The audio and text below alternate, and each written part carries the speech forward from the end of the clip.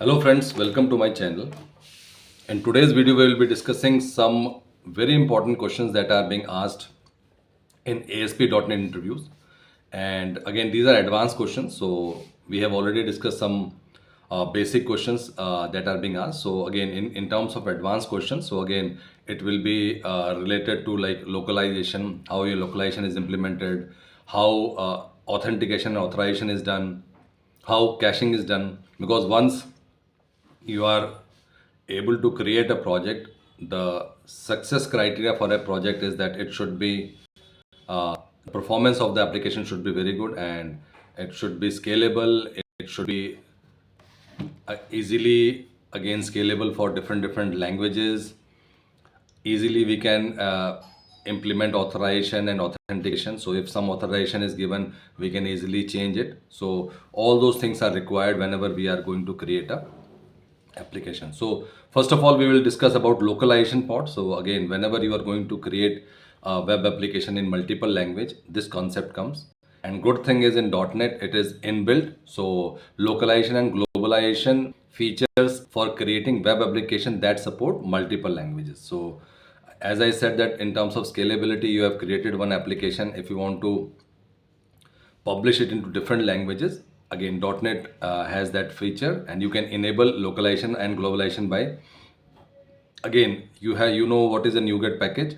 So you can install that package, add the Microsoft extension .localization package to your project, configure your application. Again, once this localization package is there, you can configure your project for what languages you want to allow, so that like that web application will be published in those languages. So create resource file for each supported culture. So again, that resource file will be particular to that particular language. If it is English, French, German, whatever language is there, there will be a resource file. But the thing is like it is supported by default by .NET.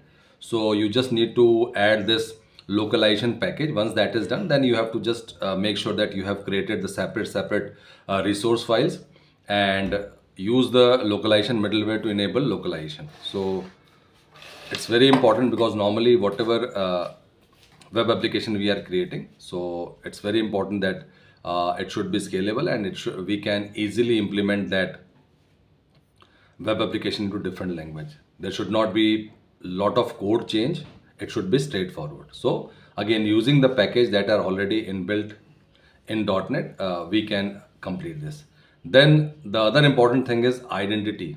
So what is identity? Concept of identity in .NET framework. So again, application is done. Now it is the part of security, how secure your application is. So we have this identity framework. Again, it's a package. So provides authentication. Identity is a framework in .NET that provides authentication. Means the user who is trying to access, he is a valid user. And authorization means whether he is authorized to access a file, whether he is authorized to access a particular modules. So authentication and authorization are two different things. Authentication is the gateway through which you can enter the system. Authorization is like what all things. So there are 10 things. So out of 10 things, what all things are available based upon your authentication. So with identity, you can manage your user account, roles. Again, roles means what all the assets, what all the modules you can access. Then in your application, identity supports various authentication methods, including form authentication, Windows authentication. Then we can also have this social media authentication, where you can log in using your Facebook, or you can log in your Gmail account. You can also customize the authentication and authorization features to meet the specific needs. So authentication and authorization, clear distinction. Authentication just a gateway, you can enter into the gate. But authorization is if there are 10 things, 20 things, what all things you are authorized based upon your role. So again, if you are an admin, if you are a user, if you are an editor, same thing happens. So based upon your authorization, you are able to access those modules. Otherwise, those modules will not be accessible. Final question in case of ASP.NET Core, if I talk about, that is caching. Now, caching, whenever we talk about caching, it is again in terms of performance. So there are multiple pages that are being accessed by the client. So in order to implement this caching, we need to make sure that every time it should not go to the server. So again, in .NET also, this is an inbuilt mechanism. Caching is a technique for improving performance and scalability of web application by storing frequently accessed. Whatever is frequently accessed, whatever you can directly send, so that will be fast. Again, that requires some memory also, but again, that will make the application fast and it will not put lot of load on the server. So you can incorporate caching into your application by using the built-in caching framework. As I told you, for caching also we have a built-in framework. For localization also we have a built-in framework. So what you need to do, you need to just install that package and add the microsoft.extension.caching memory. So again, caching is a memory where you will be storing the frequently accessed. Again, it's not a very big memory where you will be put everything. So again, there will be no use of database. So ultimately, to increase the performance, so that whenever a request is sent, instead of going every request to the server, it will say, okay, these are the frequently accessed pages.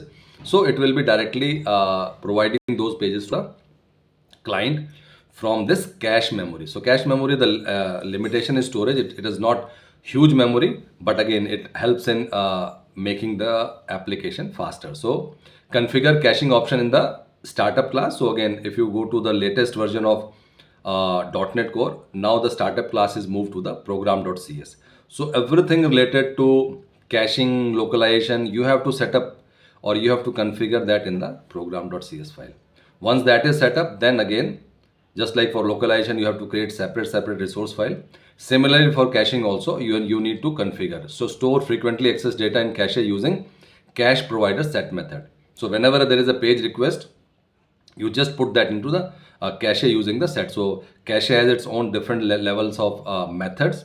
So you can put whatever you want to put in the caching, and if you find that a particular page is not being accessed for a long time, so you can remove from it cache, so that you are able to manage the memory. And again, it's not that caching is full and again later there is some performance issue. So you have to manage. Again, it's also a database type, small database, so you have to manage it and you have to make sure that only relevant and frequently accessed data is stored in the caching.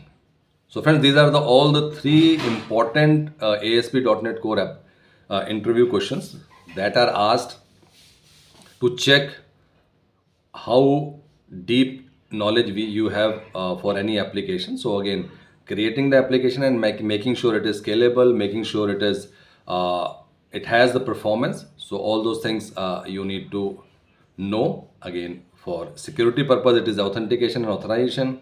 For caching, it is again in memory cache. If you like this video, please like, share and subscribe, and thank you for watching this video.